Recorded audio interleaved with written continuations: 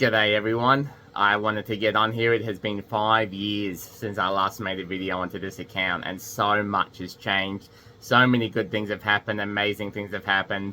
I'm a little bit older, a little bit wiser, a little bit bigger, but it's been a good 5 years, really good 5 years. So I wanted to talk to you all about some of the things that I'm working towards, some of the changes that are happening, and really get you all involved into my day-to-day life as how it is now and what I'm working towards for the future. So if you're wondering why it looks like I'm standing inside of a UFO right now, it's because I'm actually in my rabbit barn. One of the things that I'm striving towards and that I hope to be able to make continuous videos of is my progress towards being able to be self-sufficient. So it is my goal that next year I be able to get all of my meat, my eggs, my milk, and all of my fruits and vegetables all off of less than 1/4 of an acre. So that's been a big goal for me, and I have been making a lot of progress with that already, so I thought I'd share that all with you. So today's video, I guess I'll give you a tour of the rabbits. I'm doing rabbits, ducks, geese, chickens. I've already got the chickens. I've got goats coming in, so a lot of really cool things happening, and I'll explain more about it as I go on. I will try to be really diligent about making a video a week. I know it's been 5 years since I've posted the last video, so I'll get more into it here, but let me first show you around my rabbit barn and talk about what it is that I'm doing. Alright, so here it is. These are the rabbits. So the ones that you're seeing are actually the breeders. The first breed you see is going to be in these first 6 cages. These are silver fox rabbits. They are a meat breed. And the bucks are at the top here. The does are down below. Say hello, does. And over here, we've got the next 3. These are all in trios. So this is our big buck, Fat Gus, and the 2 does down below. So this doe here has actually done something really exciting, and she has a little surprise. She hates it when I muck around with her rabbits, but that's okay. She'll be alright. She's a good mum. Let's see. There they are. There they are. Hello. Let's see if I can zoom in a little bit. We have 7 baby rabbits in here. These are only about 3 days old. Mum's done a great job taking care of them and putting a nest together. So I'm really pleased with how those are coming out.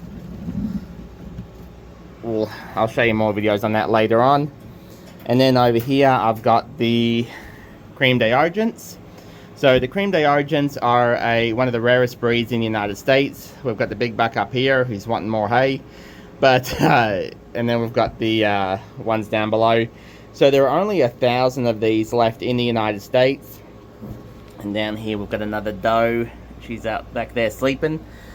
So these ones are really unique breed. Like I said, they are critically endangered, and this mum here has 8. Say hello.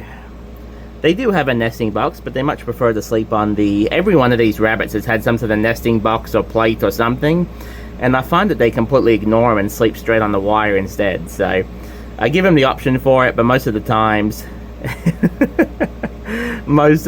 they just choose to ignore it. So rabbits produce a lot of different things for me. The first and primary one is going to be meat, especially the silver fox rabbits. The ones that you see in the videos are not going to be the meat rabbits, right? These are going to be the ones that I keep as my breeding stock, but they are a meat breed. Each rabbit produces about 3 to 4 pounds of meat at butcher weight, and they taste just like chicken. They're really nice. I've had them quite a few times already, and it's part of the process of raising and sustaining my own life, right? My own food, my own milk, my own eggs, that kind of thing. So the rabbits are a huge part of that. The other one is their pelts. Everything on the rabbit gets used. Whenever I butcher a rabbit, the meat gets eaten, the carcass gets turned into broth, and the pelts get turned into blankets. So, and I'll show you much more videos about that later on down the road. And then the biggest thing, which actually was a surprise to me, is their poop. Rabbit poop sells faster than they can produce it. Each one of these rabbits produces about 200 to 300 pellets of poop a day. It's a lot of poop to deal with. But as well as it being extremely beneficial for me, for my garden, because rabbit poop is one of the only 2 manures that you can get that's considered a cold manure, so it doesn't have to go through that whole process of heating up and breaking down. It can be put straight into a garden. It's extremely high in nitrogen, but it sells faster than I can get it in. So as much as I collect it, it's gone the next day. So I absolutely love the rabbit poop.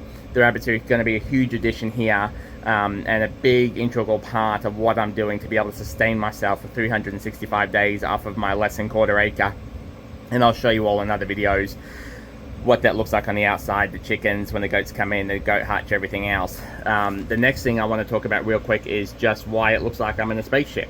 So you see here, I have everything lined with Reflectix, and that one little air conditioning unit in par with the Reflectix, and then I've also got these solar fans placed around this barn, and then I've also got exhaust fans down below. Don't mind my mess here, I haven't probably cleaned up yet.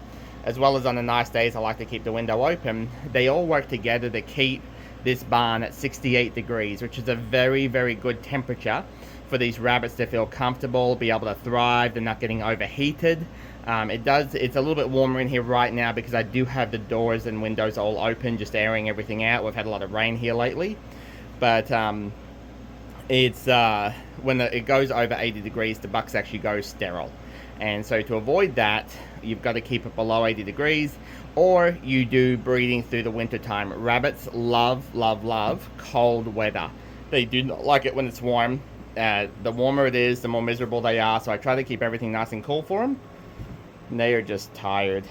They've all had food. They've had a big feed already, and they're just ready for a good night's sleep. So I'm going to end the video. He said I'm going to try and do one of these every week. And if you have any questions at all, I'm really just doing this for you all to follow along with me, see how it goes, and hey, is it possible? I'm 35 years old. I have spent years and years watching other people do this self-sufficiency and thought, oh, I'd love to do that. I'd love to do that.